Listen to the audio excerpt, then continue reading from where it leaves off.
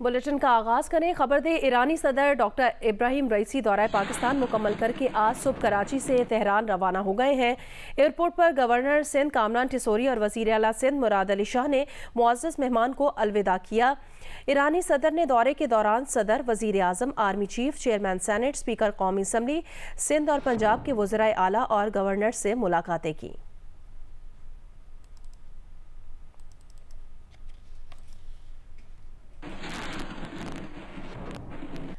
Governor Sindh Kamran Tessori ने बताया कि ईरानी सदर ने पाकिस्तान के साथ तिजारती ताल्लुकात में दिलचस्पी जाहिर की है। ईरानी सदर ने कहा कि वज़ीर आज़म पाकिस्तान शहबाज स्पीड के नाम से मशहूर हैं। उन्होंने उम्मीद जाहिर की कि जिन MOUs पर दस्तखत हुए हैं उन पर भी शहबाज स्पीड से काम होगा। सदर इब्राहिम रईसी ने बार बार कहा कि उनकी आमद पर सिक्योरिटी वजूहात की बिना पर पाकिस्तान के शहरियों को जो तकलीफ हुई है वो उस पर माजरत खां है। गवर्नर सिंध ने ये बात जियो न्यूज़ से गुफ्तगू में कही। स्पीच दी वहाँ पर और उसमें जो बातें उन्होंने की और वो पाकिस्तान और ईरान दोस्ती की बात थी और पाकिस्तान ईरान आपस में तिजारत की बात थी, जो कि बहुत ही खुश आइन है।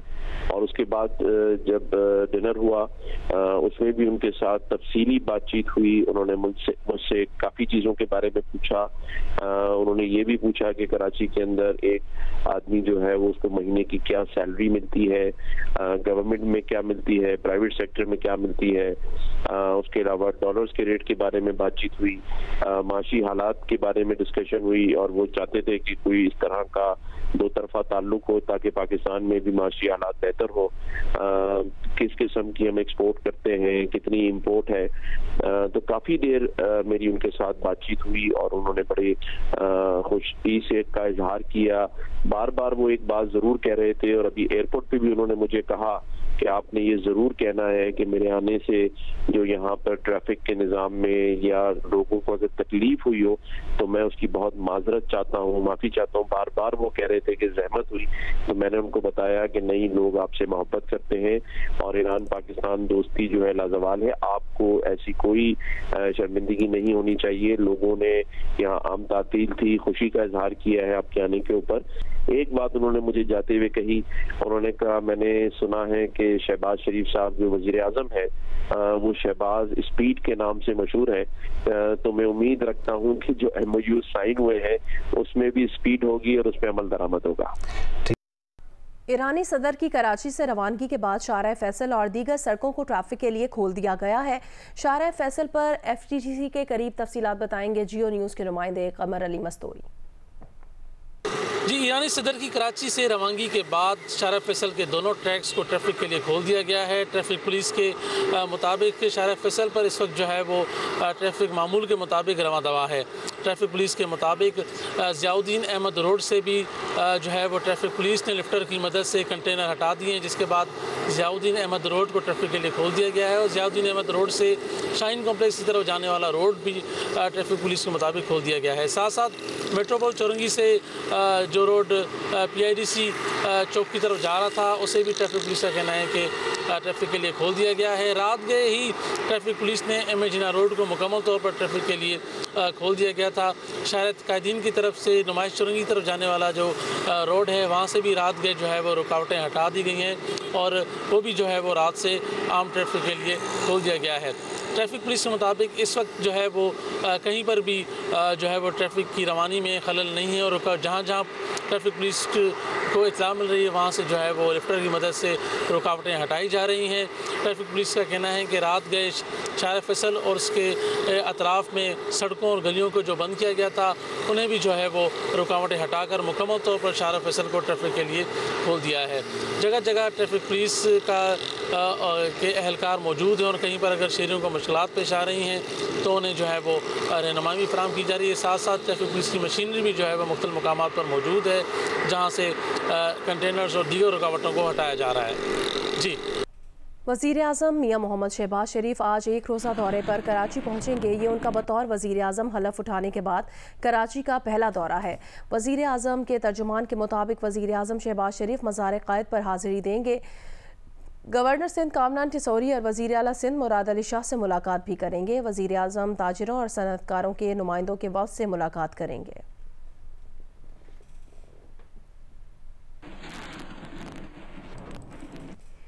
ईरान के सदर डॉक्टर इब्राहिम रईसी ने कहा कि दुनिया की कोई ताकत पाक ईरान ताल्लुकात ख़राब नहीं कर सकती। कराची में वज़ीर आला हाउस में तकरीब से खिताब में उन्होंने कहा, पाकिस्तान ईरान के ताल्लुकात तारीख, सकाफत, मजहब से जुड़े हैं। फ़लस्तीन की आज़ादी ईरान की तरजीह है।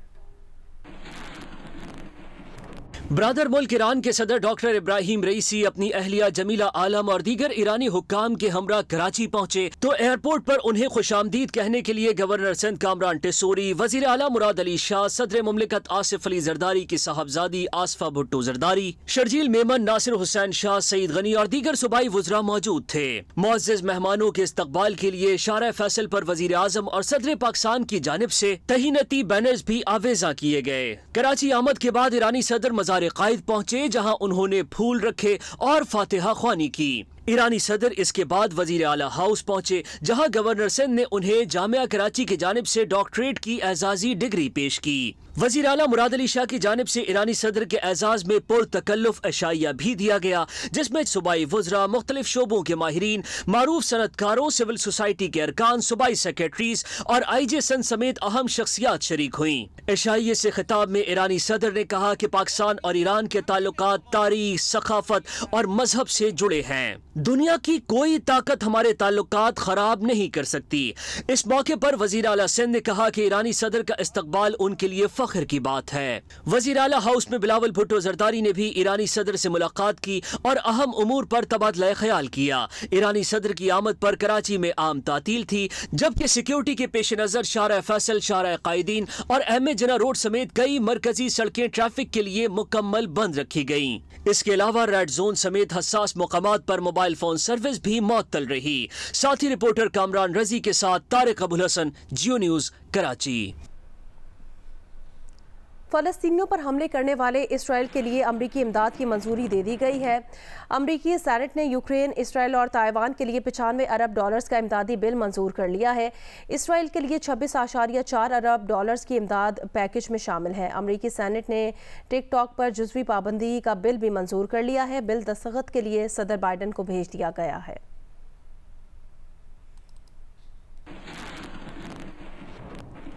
वज़ीर आज़म मियां मोहम्मद शहबाज शरीफ की ज़ेर सदारत इजलास में मुल्क की ज़रूरत से ज़ायद चीनी बरामद की दरख्वास्त का जायज़ा लिया गया। ज़राए के मुताबिक इजलास में शुगर मिल्स एसोसिएशन के दिए गए अदाद शुमार का जायज़ा भी लिया गया। वज़ीर आज़म ने दोनों तजावीज़ में फ़र्क का दोबारा जायज़ा लेने की हिदायत की है। वज़ीर आज़म ने कहा, चीनी की कीमतें मुस्तकम रखने के लिए अदाद शुमार का जायज़ा लिया जाए। वज़ीर आज़म ने वज़ीर दाखिला और सूबाई हुकूमतों को चीनी की स्मगलिंग रोकने और चीनी की ज़ख़ीरा अंदोज़ी के खिलाफ क्रैकडाउन की भी हिदायत की है। वज़ीर आज़म ने कहा, चीनी की तलब और रसद का जायजा लेकर 1 हफ्ते में दोबारा रिपोर्ट जारी की जाएगी।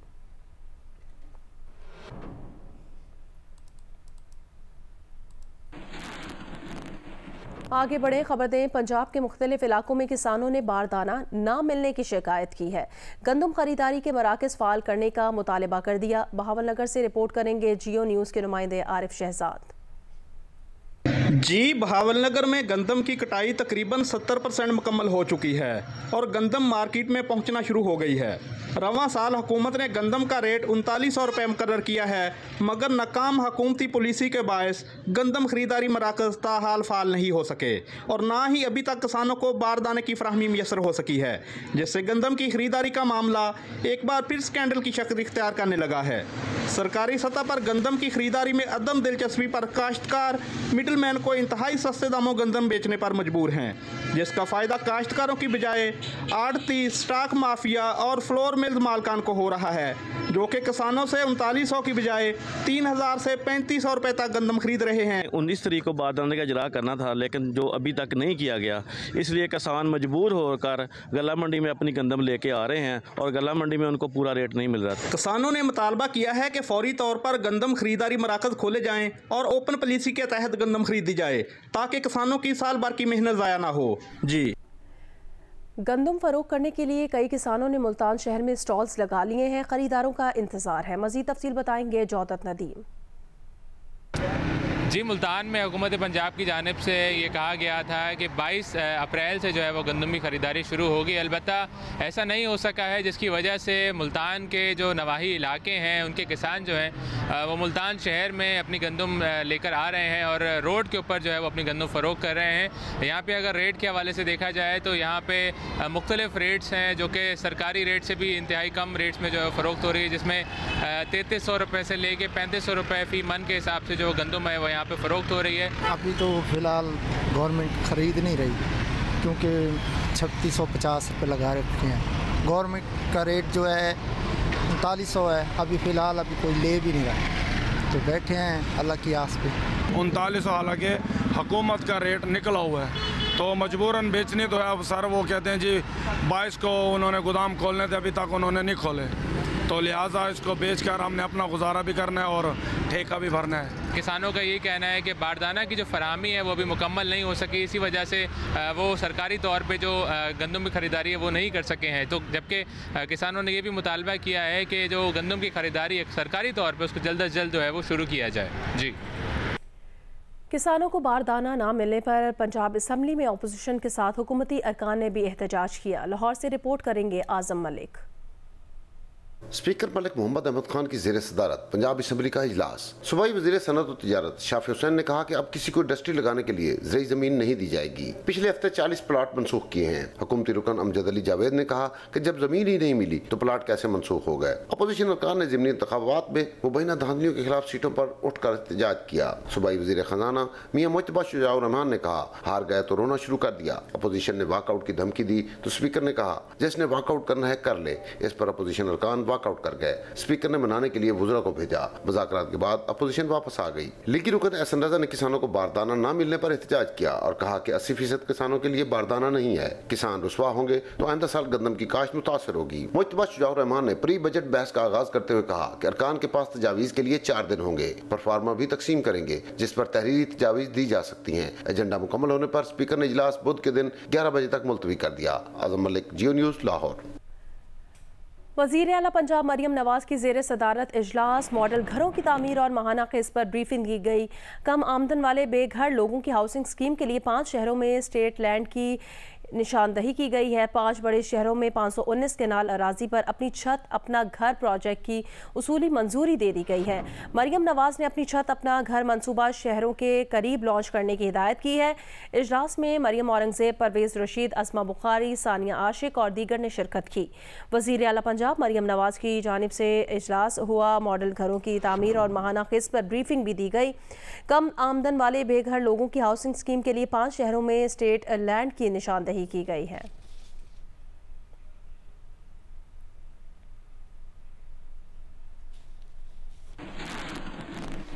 कराची की डिफेंस 26 स्ट्रीट के करीब ड्राइवर ने कार फुटपाथ पर सोए अफराद पर चढ़ा दी। हादसे में 6 अफराद जख्मी हो गए, अस्पताल मुंतकिल कर दिया गया। कार ड्राइवर को गिरफ्तार कर लिया गया है। गाड़ी थाने भी मुंतकिल कर दी गई है। कार सवार का दावा है कि मुखालिफ सम से आने वाली गाड़ी को बचाते उसकी गाड़ी उलट गई थी।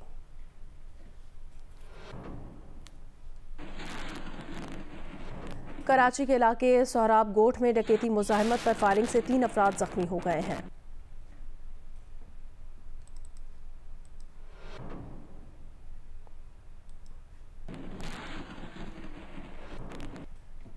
प्रोग्राम कैपिटल टॉक में रहनुमा तहरीक इंसाफ सेनेटर हामिद खान ने कहा कि बानी तहरीक इंसाफ डील के तहत बाहर आ सकते हैं, मगर ऐसा करने से उन्हें सियासी नुकसान होगा।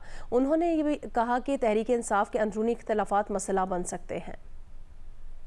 आपकी पार्टी के अंदर से कुछ लोग ये कहते हैं कि अगर खान साहब खुद चाहें तो वो बाहर आ सकते हैं, लेकिन वो कोई डील करने के लिए तैयार ही नहीं है, तो इसलिए वो बाहर नहीं आ रहे। देखिए, ये बात हो सकता है किसी हद तक दुरुस्त हो।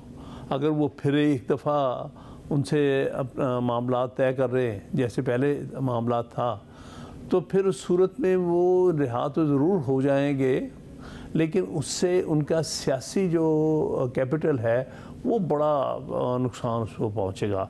कि इस वक्त कौम उनके साथ इस वजह से भी है कि उन्हें एक बहादुर सियासतदान के तौर पर एक स्टैंड लेते हुए देख रहे हैं कि उन्होंने हर तरह सफ़र किया है, लेकिन इन्होंने कोई समझौता नहीं किया। इस सूरत हाल में जबकि पार्टी जो है वो कह रही है हम तहरीक चलाएंगे, तो जो अंदरूनी इख्तलाफात हैं ये आपके लिए मसला नहीं पैदा होंगे?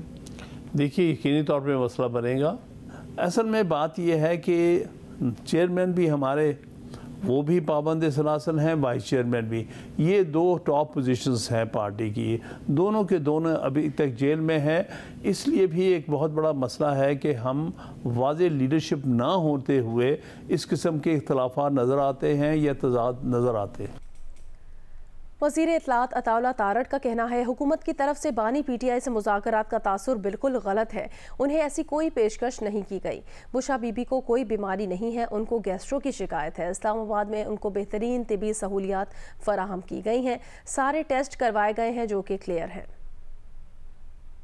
जो best medical facility private sector की इस्लामाबाद में है, अल शिफा हॉस्पिटल, वहां पे उनका जो है वो तिब्बी मुआयना भी कराया गया, उनके टेस्ट भी कराए गए। तो देखिए एंडोस्कोपी भी हो गई है, बाकी टेस्ट भी हो गए हैं। जब वो दिल की तकलीफ की बात करती हैं तो वो ईसीजी भी क्लियर है, मस्कुलर पेन जो है उसको डायग्नोज किया गया है। तो मैं समझता हूँ कि इस पे सियासत की जा रही है। और देखिए जो ब्लड में पॉइजन के ट्रेसेस होते हैं, आर्सन या किसी और किस्म के पॉइजन के, वो क्लियरली ब्लड रिपोर्ट्स के अंदर आ जाते हैं।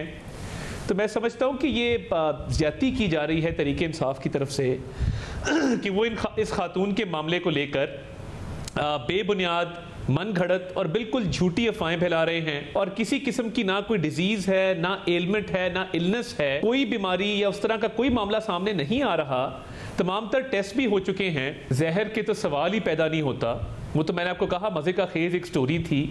हाँ, गैस्ट्रो की एक माइनर शिकायत थी। गैस्ट्रो की शिकायत तो किसी को भी हो सकती है। क्या आपकी हुकूमत चाहती है कि किसी भी तरीके से इमरान खान साहब से मुज़ाकरात का दरवाज़ा खुले? नहीं, देखिए ये तासुर गलत है। मैं नहीं समझता कि कोई भी ऐसी ऑफर की गई है या कोई ऐसा बैक डोर चैनल भी जो है वो ओपन किया गया है या ऐसी कोई अटेम्प्ट हुई है। मैं इसको बिल्कुल ठीक नहीं समझता और मेरा नहीं ख्याल कि ऐसा कोई भी अटेम्प्ट अभी तक हुआ है।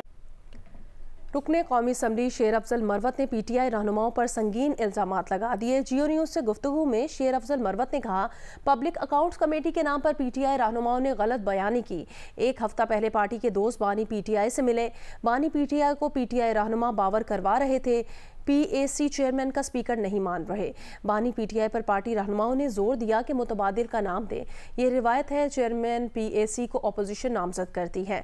स्पीकर उन्हें चेयरमैन पीएसी नामजद नहीं करते तो अपोजिशन कोई कमेटी नहीं लेगी। एक हफ्ता कबल में हमारे कुछ दोस्त मिले थे तो खान साहब को ये बावर करा रहे थे कि स्पीकर या नून वाले जो हैं वो नहीं मान रहे हैं। तो वो खान पे उन्होंने जोर दिया कि मुतबादिल का नाम दे। तो खान ने फिर उनकी चाल उन्हीं पे उलट दी। उनको कहा नहीं, स्पीकर या नून को अनाउंस करने दे, क्योंकि ये ट्रेडिशन है कि सिर्फ अपोजिशन जो है वो नॉमिनेट करती है। तो उन्होंने कहा ये मेरे इख्तियार हैं, स्पीकर मेरे इस सवाबदीद में मुदाखलत नहीं कर सकता है। लेकिन अगर वो अनाउंस कर ले तो फिर बाद में फिर हमारे पार्टी के दोस्तों ने कहा कि अगर ये पब्लिक अकाउंट कमेटी उन्होंने पीटीआई को न देना चाहिए तो हम कोई पार्टी कोई पार्लिमानी कमेटी कबूल नहीं करेंगे और न किसी कमेटी की मेंबरशिप कबूल करेंगे। जो भी कर रहे हैं मेरा ख्याल है वैसे ही मतलब अपना कद छोटा कर रहे हैं। मैं मजीद इस पे बात नहीं करता हूँ। खान ने एक चीज़ पे नाम ले दिया है, अब खान को मजबूर कर रहे हैं कि जी आप अपना फैसला रिवर्स करें। बहुत से फैसलों में खान साहब पे ये दबाव डाला गया। कराची में कई रास्ते सुबह सवेरे बंद होने की वजह से कई स्कूल्स आज भी बंद हैं। शारा फैसल और एयरपोर्ट से मुत्तसिल स्कूल्स में तलबा नहीं पहुंच सके। तफसील जानेंगे राना जावेद से। राना जावेद, अपडेट कीजिएगा। जी बिल्कुल, गैर मुल्की मेहमानान की आमद के मौके पर सिक्योरिटी वजहात की बिना पर स्टार गेट के अतराफ एयरपोर्ट और शारा फैसल से मुत्तसिल जो इलाके हैं वहाँ से कंटेनर्स नहीं हटाए जा सके थे, जिसकी वजह से सुबह जो बच्चे स्कूल जाना चाहते थे वो स्कूल नहीं पहुँच सके हैं। एक तो जो स्कूल वैन थी वो रास्ते बंद होने की वजह से स्कूलों तक नहीं पहुँच सकी। दूसरा, स्कूल इंतजामिया का जो स्टाफ था वो भी स्कूलों तक नहीं पहुँच सका, जिसकी वजह से आज शारा फैसल से मुत्तसिल और एयरपोर्ट से मुत्तसिल ज्यादातर जो इलाके हैं वहाँ पर निजी व सरकारी स्कूल जो है वो बंद रहे हैं। महकमा तालीम का इस हवाले से कहना है कि आज तालीमी इदारे मामूल के मुताबिक खुले, लेकिन मुतासरा इलाकों में जहां रास्ते बंद थे वहां अगर स्कूल बंद है तो ऐसे स्कूलों के खिलाफ कोई कार्रवाई नहीं की जाएगी। तो आज मुतादिद इलाके जहां अभी तक सिक्योरिटी वजूहात की बिना पर रुकावटें नहीं हटाई जा सकी हैं, वहां पर तालीमी इदारे करने के लिए। वज़ीर दाखिला मोहसिन नकवी के अहकामात पर पेशावर में बिजली के बकायाजात की अदम अदायगी पर सरकारी दफातर के खिलाफ FIA की कार्रवाइयाँ जारी हैं। एक हफ्ते के दौरान बिजली के बकायाजात अदा न करने पर 12 सरकारी दफातर की बिजली मुनक़ता कर दी गई। तफसील जानेंगे जियो न्यूज़ के नुमाइंदे अबू बकर सिद्दीक से। अबू बकर, बताएगा किन सरकारी दफातर की बिजली मुनक़ता कर दी गई है? देखिए जी, खैबर पख्तूनख्वा में बिजली बकायाजात की अदम अदायगी पर सरकारी दफातर के खिलाफ जो है FIA की कार्रवाइयाँ जारी है और एक हफ्ते के दौरान 12 सरकारी दफातर की बिजली जो है वो मुनक़ता कर दी गई है। FIA हुकाम के मुताबिक महकमा anti corruption, Afghan commissionerate, DG excise के दफ्तर की बिजली जो है वो मुनक़ता कर दी गई है, जबकि पब्लिक हेल्थ डिपार्टमेंट और वर्कर्स वुमेन हॉस्टल की बिजली भी जो है वो बंद कर दी गई है। इस तरह फोरेंसिक साइंस लेबॉर्ट्री और पब्लिक फूड लेबॉर्ट्री की बिजली जो है वो भी मुनक़ता कर दी गई है। FIA के मुताबिक DG एक्साइज दफ्तर के जिम्मे 13 लाख रुपए से ज्यादा के बकाया जाते हैं, जबकि एंटी करप्शन ऑफिस और फोरेंसिक साइंस लेबॉर्ट्री के जिम्मे 7 लाख रुपए से ज्यादा के बकाया जाते हैं, जबकि साथ ही साथ वुमेन हॉस्टल और अफगान कमिश्नरिएट पर 6 लाख रुपए से ज्यादा के बकाया जाते हैं। FIA हुकाम का ये बताना है कि जिन दफातर से बकाया जात वसूल किए जा रहे तो उनकी बिजली जो है वो बहाल की जा रही है। जी शुक्रिया अबू बकर सिद्दीक, अपडेट किया आपने। आगे बढ़े खबर दें। पाकिस्तान की पहली हाथ से तैयार animated film the glass worker Jio films के इश्तराक से पेश की जा रही है। मौसम गर्मा में द ग्लास वर्कर पाकिस्तान भर में नुमाइश के लिए पेश होगी। मानो एनिमेशन स्टूडियोज़ ने जियो फिल्म से इश्तराक को अपने लिए काबिल फ़ख्र करार दिया है। जियो फिल्म्स के नुमाइंदे ने कहा, हम ग्लास वर्कर को पेश करने के लिए इंतहाई पुरजोश हैं, क्योंकि ये इन चंद मनसूबों में से एक है जो न सिर्फ पाकिस्तान बल्कि दुनिया भर में हाथ से तैयार करदा एनिमेटेड फिल्म बनाने के मुनफरिद तजर्बे का इश्तराक है। हम उस्मान रियाज और उनकी टीम की काविशों को सराहते हैं, जो उन्होंने हाथ से तैयार करदा एनिमेटेड फिल्म बनाकर लोगों को खुशगवार हैरत में डाल दिया है। जियो फिल्म्स पाकिस्तानी सिनेमा घरों की बहाली में अहम किरदार अदा कर रहा है।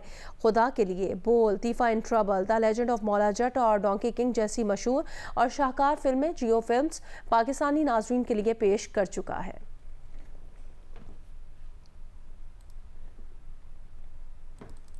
खेल के मैदान से खबर है। तीसरे वनडे में वेस्टइंडीज़ विमेन क्रिकेट टीम ने पाकिस्तान विमेन क्रिकेट टीम को 88 रन से मात दे दी। नेशनल बैंक स्टेडियम कराची में खेले गए तीसरे वनडे में वेस्टइंडीज वुमेन ने टॉस जीतकर बैटिंग का फैसला किया। कप्तान हैली मैथ्यूज और रशादा विलियम्स ने ओपन की। रशादा विलियम्स तो ज्यादा देर विकेट पर न टिक सकी और 9 रन बनाकर आउट हो गई, लेकिन कप्तान हैली मैथ्यूज ने 19 चौकों की मदद से 141 रन की इनिंग्स खेली। स्टेफनी टेलर 47 और शमिनी कैम्बल के 38 रन ने इनिंग्स के इख्तिताम तक टीम का स्कोर 6 खिलाड़ी आउट पर 278 रन कर दिया। पाकिस्तान की लेफ्ट आर्म स्पिनर नशरा सिंधु ने 3 खिलाड़ियों को आउट किया। फातिमा सना ने 2 और निदा डार ने 1 विकेट हासिल की। पाकिस्तान की इनिंग्स शुरू हुई तो दोनों ओपनर्स 22 रन पर आउट होकर पवेलियन लौट गयीं। पहले सिद्रा अमीन 9 और फिर सदफ शम्स 10 रन बनाकर आउट हो गयीं। 67 रन पर पाकिस्तान की तीसरी विकेट भी गिर गई। मुनीबा अली 38 रन बनाकर आउट हुई। एक के बाद एक विकेटें गिरती गयीं। 48वें ओवर में टीम 190 रन पर आउट हो गयी। आलिया एलेनी, स्टीफन टेलर और हैली मैथ्यूज ने 2-2 विकेटें हासिल की। वेस्टइंडीज वुमेन ने पाकिस्तान वुमेन के खिलाफ दूसरी मर्तबा वनडे सीरीज में क्लीन स्वीप किया है। मैच जियो सुपर से बराह रास्त नशर किया गया।